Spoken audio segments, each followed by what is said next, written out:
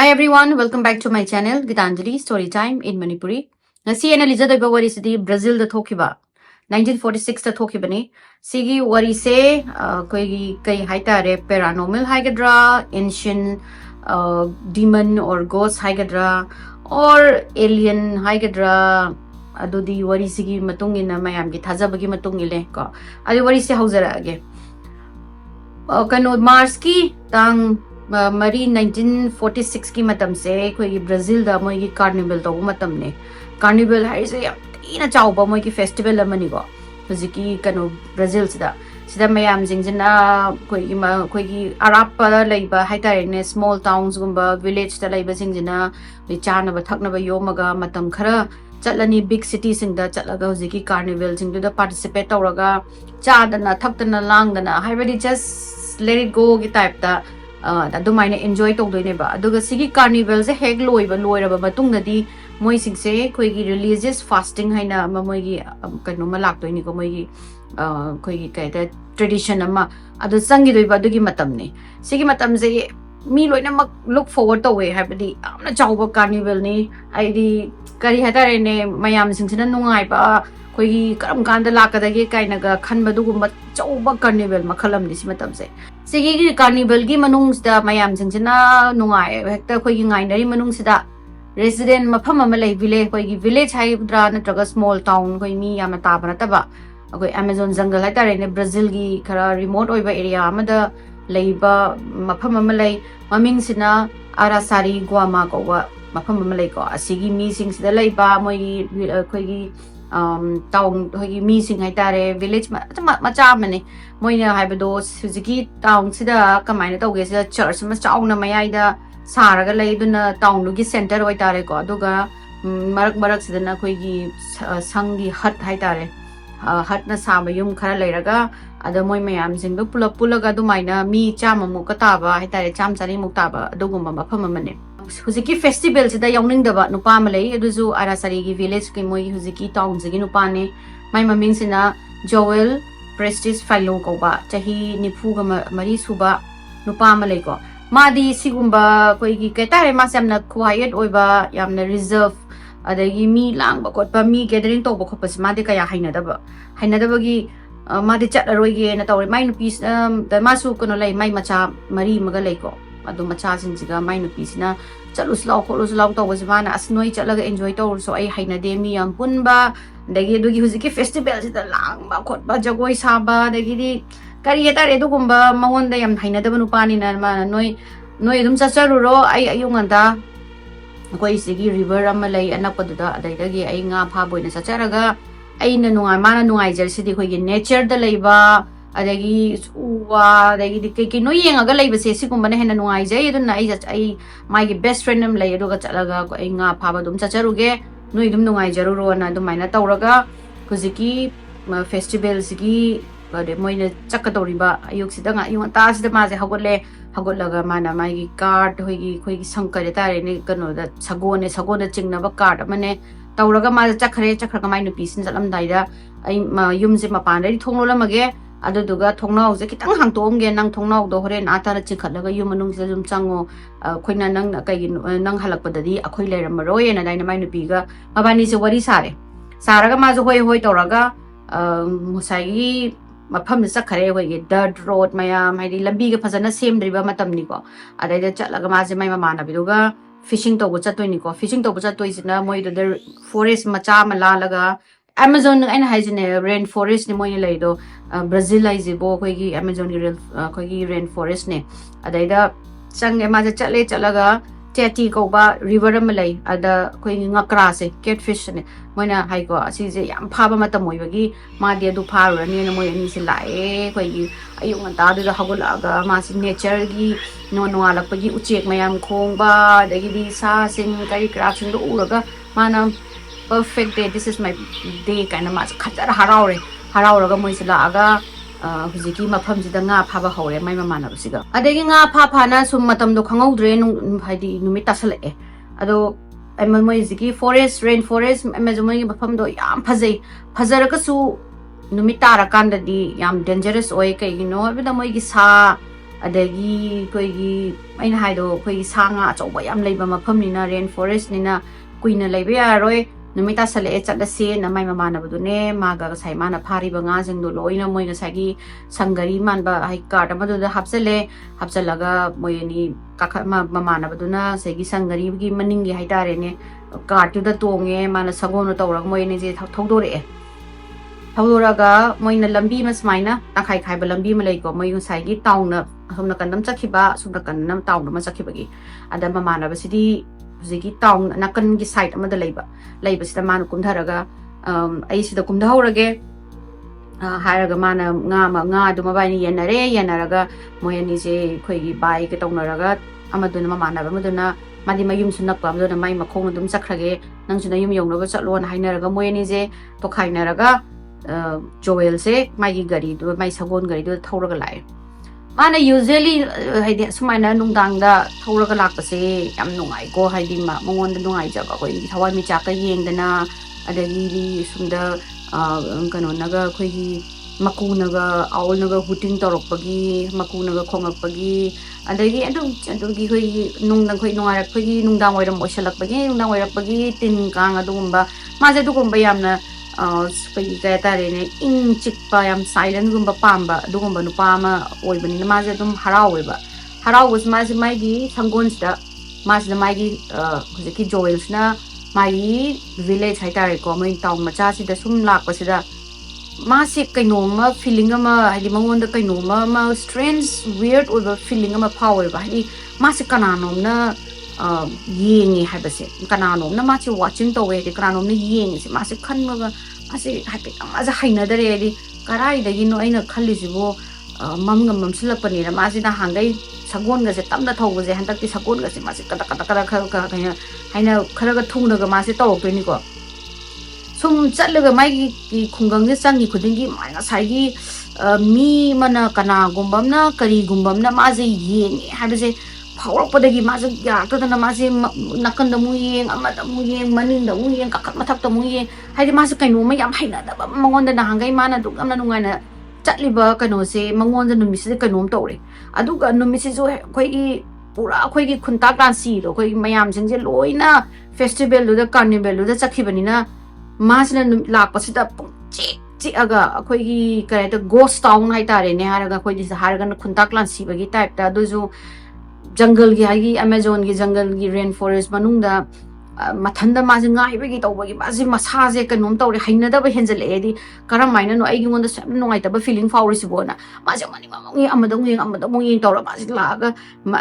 thawrak pasida 200 meter muksida manga sagi church to ure ma church si ubsdagi kitang masaje haidi mai mayum yogdore ko na khalaga ma se ngadi nakana ko mari yengi athauroi ni ko hadi kana go mamna mangon yenga ga kanom tawre se kano taw ma se pakhatle ba hadi ma san khali sina jungle dagi sanga gumba amna ta ma se inara ibra natraka mi mana inara ira karino ma se gyanam ta dare ba dagi sauji ki church e yobaga church ki manak sida mai gi ngasai gi sang macha mai yum nai tare ne ko yum macha je uba dagi masina sagon sida tawraga sagon ja tawa thousand le ba je khang mangam ta dana thousand laga mana sagon je kumtharaga mai ngasai gi mai nupi duna thongnau ki tang hang tok pira thambirame ai ma thongnau lo ching ka ma thongnau yum manung je songsan le ma je songsan laga ma je masa se atang hai re khoi ka ta re mi hung ga ting songa ga ma ji do karino kaino ne ma se khangdre mai bakanda mayum da yawra kanda ajiki safe oibagi feeling do ma phangadra na ma khalleba adu safe oiba feeling di laur khadi laira dana ngasai gi mangonda kainu kumna khadi kana gomna na tanare kabigi kaino mayam na haina da ba mangonda feelings henjalak pada ida ma si wakhan da ok toini ba hojiki moigi arasari kanu sigi village e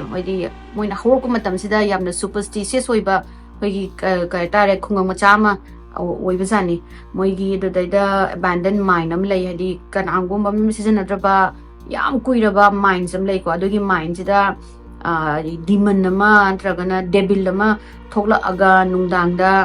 forest da room tawi kholi ka haibagi angang oi ngai da khoi ki ka tare ne phunga wari ka haigadra haibadi sidaida koi kun gi lekai gi but lei khot pa du kain taw adu gum bagi ma je wari da haurak pagi ma sa du ra mu khan ba haure di ma mathan da je ki moi gi kano sida ma lam sida ka amuk lai tra sida zagi mind da gi thok lai bra ma sa taw ra le da gi de mu koi gi ahan jing hai ta re ne ko ahan older koi gi ahan jing na ngang na ri sina moi du gi lam se ancient serpent am lei boi ta ta ko ma ma sina to ma na kai do gis nung dang je thola aga ma je mai ka pe ba adu gi su adaina ahan je ne ju wari je li bagi adu gi ma su wakhan je hauri ani haidi ma je sai gi abandoned mind da gi monster sing na thola abra na traga nga sai gi boi ta ta hai ba sai gi ancient serpent hai ta serpent ai laiden hai ta re ne ko adu to thola abra hai da ma si wakhan je tawra ga ma sa je kan tawra ga ma je panic to ba hori haidi humang am ma haidi kaino ai je kan ambu su laite sidai da kan hambu su laite ai kai hum moi je ki boi ta ta boi re monster boi re sa boi re ai je kamai taw do na ma kan je khalingai sida saigi mana kana gumbam na kari gumbam na mangon de yenge hai bagi kano si pot se mai gi thongnau gi na kano si manak se lepaga leibe se ma je phau re ba phau da gi ma je ma sam je chap chap chap yong ga mat mai mi hun je kano ma taw ra ga ma sina smaina na thongnau ge sain taw ra ga lai tho ga yeng study mana ha ma lai tho yeng ba se mana khali sina mi ma sa ma la ram ga dra haina ma je anticipate taw zabane ba adu bu ma ri yeng kan da di mana uri ba pot to it was so horrified ma je sor hon mangam da na chap lepaga lai ra ga mana makhut na saina pai ra ga ngak pa je nang hok da na kai no ma taw re ba kan lagi minute ama ni lai ra kan da di ma se thong si da gi fugai ra chen thore ma je to ga blanket na cho ba ma illaga ma se ta khoi gi angau bu do na law ra ga tum law ra ga ma khoi kanu ga je makhong ga je sandal ga ma tung da gai matam du da di uziki 1946 hari ba matam se uziki moi brazil gi lam asida sorok kanu koilas tha ba na te lambi phajana sema ga lai ba na te main road to access to ngam de ko moi matam je main road se access to na ba pot se khoi gi ek ta yam lam na chatlaga to na ta na adai kanam bu telephone leite running water laite mai laram de electricity bo laram de moi jum pham je adu doga koi gi hospital gi ju macha sang macha oina koi gi kaina criteria clinic ki type ta lairaga adu ga kai gumba achau bo hospital la chat ke haraga na lab na main road ta gi chatlaga adu gumba matam gi kano ne koi gi soro ka je nung jeng da gi nung da gi glass akai ba khot pa du gumba ga lai ba matam hoi oiba jani do na phone nung kana mai electricity am ta lai ta na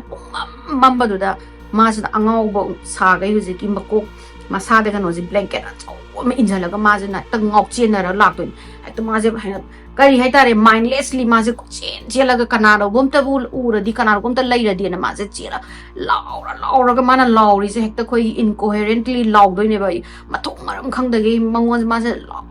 law ra chilak pa sida lam na ma je mai ma chi amale mari ko ba ma mari gi mayum se lap na khoi gi pudon tha laga ma leiba uba ma na leiba sida ma na ma lai ma di mangon da changa ge na ma na ma chi ji gi mayum gi kano sida law ga ma je ma thong maram khang da gai law ga ngok chen ra ga ma khong ga se loi na khoi gi glass na kat taw da na nung na kat taw da na i na nga ga ma je chela ga law ro chela ga lei nga sida mari sina chakhum da ma je chak thong leiba mari sizu numitu da ma kai tare joel gi madau ita hai gadra ma so adugumba khoi gi gathering gumba pam da ba mi me ampun ba khot pa je pam da ba gi ma se numito chatlamoi do ne ba moi festival je mayum da lai ga ma je chak thonga ga mai thala ga mai gi lantern ma thala ga chak thonga lai ba sida lap na khoi gi kaino ma law ba kai tare ne kano mi amana law ba natraga sara mi ra kaino khang da bam law ba ma tarak to ni ko tarak pa sida mana kari no ne na ma je hagolaga kaino law ri si bo na khalaga mai gi chakhom de ma je hagolaga lairaga kari no ne na yeng ba bok yeng de ngai sida kari sai gi makhot na ma to long na khoi gi kano thong sida thin ba gi hai de ta san ba gi makhot na ma ta do ne bo ko that sound na ma adagi ma je khang boi lak boi hagolaga kari no ne na ma che laga thongnau ge mai thongnau ga hang to yeng ba sadi manau mu pa je oi le re mini aduga manau mu pa ji na wa di ngang da be da ta angau phai do na law ra ga mathong maram khangdabse lauraga makhonga se I ngangaga leibse mana kaironi mai manau pasi bona mat jelaga thongse hangtoga mai mamitse magi machi jigi mari sina Joel gi mami sida yengbasida Joel gi mami se hekta thok lauraga khoigi kari hetare alien gi type ta mamit ka je gi mathong maram khangdana haidi focus oidana yengaga lauraga mazina thong hangtorokasida long hekta mai mayum sida tasandoini maje tasallaga laibak sida olaga maje blanket to tawraga leiri Joel je adai mai machi ji ju khangoi lak bai laura me dagi di mana Joel ka dawrage nang ka dawrage sineba ma ngang da bida Joel sina ta thoi ki thak olaga nang laura ko waso ngang do laur lai dagi ma sin Joel nang mo kai dawrage nang da wari charo ka dawrage nang mo aga mana to sum yeng da kem taw nang khoi gi makhong ji ina pasai gi kano do na nung mayam glass mayam do na kapagi thok mana tana mai ngon sida kari no khangdre ma ju haiti blanket a chong do ko om lai ramina adoga mana haina mamai do like thoke na ma chi na to ba sida mam tawraga kano sina Joel sina maya ga haina karaga khoi ta tawraga khoi hising song tawraga lei bisida machi je mari je khanga ka sain dar pai thok do ne ba di kari man to isu bona adoga ma sina yeng jang sai gi ma gi green na tare na ko maya se lao no ka thoga maya ga haina ko lo ga na khoi gi ta hising song le ma taw do ni tawraga kaino ma ngang ba gi type ta tawraga aduga mamit ta yenga ga na mamit ka ta khoi ma thong maram khang da bida lauraga tawraga lei re gi ma sina Joel ka dawrage nang bo na nang kai hai ge hai no changa ga Joel sina maya ja siksala yenga ga ai am chai sine ba na it burns sina di yam chai na mana dang taw de gi ma si sina pakata na mai sa aboi ning na mana mai blankets lock tho hai chi tho yeng study karim bok taw de mai body do hai mai som ta sa um de ko de mana mai gi except mai gi makhong sai mana kano to gi chelak pa gi kano na glass na kakpa nung na kakpa aduna ta na mai makhong masa sa kem taw de mana sa hai ja karai ja ino kai sa ke nang bon taw sa mana masa sing no ss taw da kai bok taw de hambra taw gi mana Joel nang chai cha kai no na mana mama ji lai tho yeng ma sida nga sai mana chitang mana ma yeng uraga mama ji on salak pa sida Joel gi mamai je to khoi gi dark purple je color je changa ga mai khajai jing je pongkhala pa dagi di machi je hando e hadi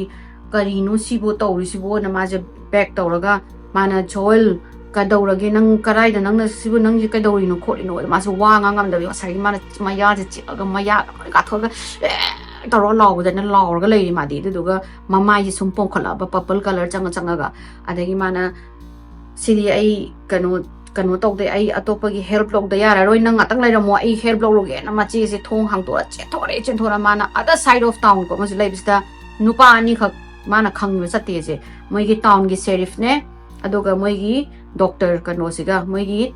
local ga tare ne local gi doctor amaga lai moi ani ji gi mayum sida che lage na ma je mari je ta na chilak to ne town ma je gi lana ba Saigi town gi sheriff tu ne ado huziki moi gi doctor sigi maming se arasi gumiji ko go sigi mayum sida mari je chelaga moi ani ji thangna na so lemina ba ada mana moi ani gi ba madong chela thong thila ba dong chela thong thila kan ba na ma jam takan biom takan lon to thor ko degi saigi town gi sheriff tu di police hai tare ne khona harana thana hai tare koi gi local gi police kan osing je moi adu mane saigi doctor sing je ne doctor arasi kan osine arasi ji thola kan sida kai dawrage ma haina hangbasida mari je kai haidi explain to bangam dre haidi mai gi manau pa de situation je khangda na ma je sumai na chai hairo chakti du tawe du khangdi noi lao ne mating ta ka ta re talak piyom na taw de ri hoi phare na moi sima phi mano se chalaga sai gi sheriff to na mai gi truck puthora aga lambi ga sai lambi sem da ku du ta ma yam da thawlaga moi hum je chelaga mana hum je na yorok pa se da moi thong tu yeng ma se da nga sai gi Joel lo di makha se da lin dong na tro olaga kano ma phoji phi budi masai gi ma gi phajuk tu budi mache do na lo phok phigram ni na ado isu ma je para olaga leiram ga hantak ki kano se na mari na ngatang sa loi je minute 10 bu khatane ba mai sai doctor du ga police du ga ko sapada adu da mana halak minute 10 gi phibam se da Joel gi body je loi na mak anamba dark purple color changa ga ta khoi gi kano mai gi skin jing je pongkhat akoi ising asaba na pokpagi pomaga pokhai bido adumaina pokhai raga lerama mafam jaga aduga jaga amadi atokti na pokhai da akoi gi koina yen gi sup ka tawda kam lora kanda oi mulla kanda saru dagi matung do na tarakpado adumaina ga hojiki pomi ba potse pokhai raga matung je sa amun khai tare ne boil tawraba natraga sa amun magi type khoi matung gi type ta haina ke lak toine ba hongbra adu ubudagi moi uhum jidi karino sini tawri je kaidawrage na dagi machi ge jidi ki dana changwa yadre lawraga ai no jita lakpa di mamai do pom hubani man tawromi ai kamai toino khangde kaidawraba no khangde si pona ma jil machi jidi lepaga law lai re mari jidi aduga joel jina na ta joel jidi na bagi kano sidi ma de leitramni ko manung jida ma de ta khoi gi ma je kai tare ne ising asaba da kodi steam to boy put pai type tane mana na bagi law is do my body is do maina ising da khoi gi ising na pok pagi pokala na pokhai ra tawraga leram badai police ju ngasai gi doctor ji ju arasi ji sai doctor arasi ju maku ngaure kadoi no moina jol kadawragi tor kanana no no toinu si ji what happened nang hairo khoi kadawragi na sineba mana ma huji tikitang di wangang mga me di si hi ma kitang calm down to me mana kanamuki marana te na hai ana kaino kanam marana te hebu kadawragi nang khairo kholo sini ai na kan nga pha ba chaloi halakpada kanano na inare and aduga ai chai na degi na ma ngang ngamdabadagi doctors na hai je hospital da puda yara roi mai phibam jide mun lure pura je hai basida nungdang sida di matam du da mai ju leitabani dagi di lambi thong ju phajana sadabani na city da di puba yara roi aduduna local gi hospital clinic se doina puraga ma se yenga siratadi adu upai leroi moi degi khara yengaga amu city da nongalaga amu khoi mem amu arrangement tawraga pura sena yana bare adagi sigi moi gi sheriff tuna dagi police tuna ai gi truck sida mang hapo aduga khoi mari se salaji adu doctor sida yongna salaje na ma je moina konon da pai bi yadre masadum ta yada da digi khoi bed sheet mama pidak aphabam da ma je hapsan hapsalaga moi uhum jina chingthora pore mari ne doctor dune dagi jigi police ga tawraga maningi kano se maningi sithidana doctor arasi jine do joel do ga phamme mamang da na mari ga police ga phamaga gari je thawraga moi je thawbo khoi gi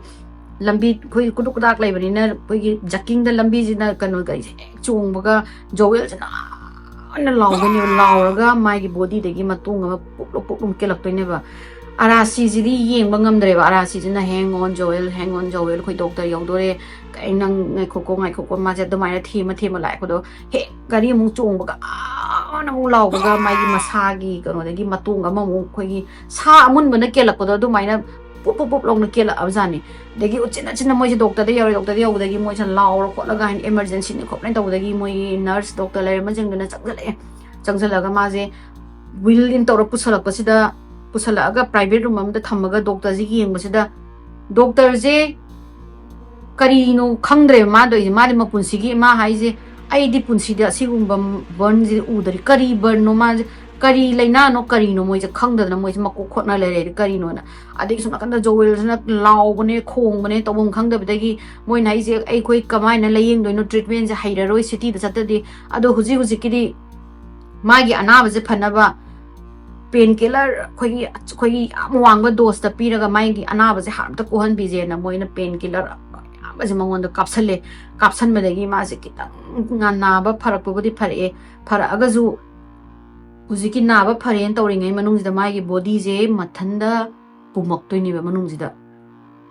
decompose over horok toini ba mai body je decompose horaga makhong dagi phaigan dagi matong khara kelak toini makhut dagi sai dagi khara ken tawdoini ade ma je tang ingthar e habide anaba do sai painkiller do na kapamina ma je naba do khara phabadagi masa je tang rigyan tara ga wa sabi yab dagi sai doctor arasis na Joel nang si nang na tawri se kanana tawri no kari no nang khangbra amta phajana on the liro kholo hara kan sida Joel sina sumaina doctor sida wari si liram doine ba ma sina nga phara ga halakpagi timing sida ngasai magi intense feeling do habidi kanano na kari gumba ma kanangumom na mangonda yenge do kari no kanagumom kari no ma su khangde but Masi yengaga tanare habagidi mai matung inare ma khangbadagi mase pra mai sagonjida thauraga lae chanjale eduga ngasai mayum yaurakanda mana mayum mai mapo masai simlo lamtharamaga thongnawdagi hangtoga man thongnawde tasale thoudok tasalaga thongno thingjalaga leiraga mana safe oibra khopra na leibada safe oide adagi ma ngasai moigi demon gi wakhan khallure adagi di boitata haiba ancient kano singdogi wakhan ju khallaga duki ngai sida magi mangonda mai nakangjita mana sai feeling mana haiba do kaino ma ngasai mabu inara iba pot haitare ne or samte po kanino kanano poto mai thongnaw gi nakanda lepaga leisineba ada mana thongnaw do hangto yenguba sida amuba pot ama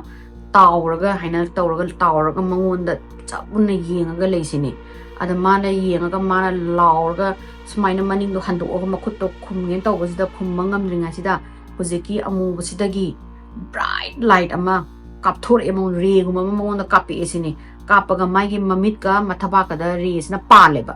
palaga ma ngak tang makuk mana karino na goi mamit mana ka putal tha leiraga second tara mu leiraga ta masa sak pa hor ko jani da sak pasida mai wakhanda ma mai sa aboining dana sai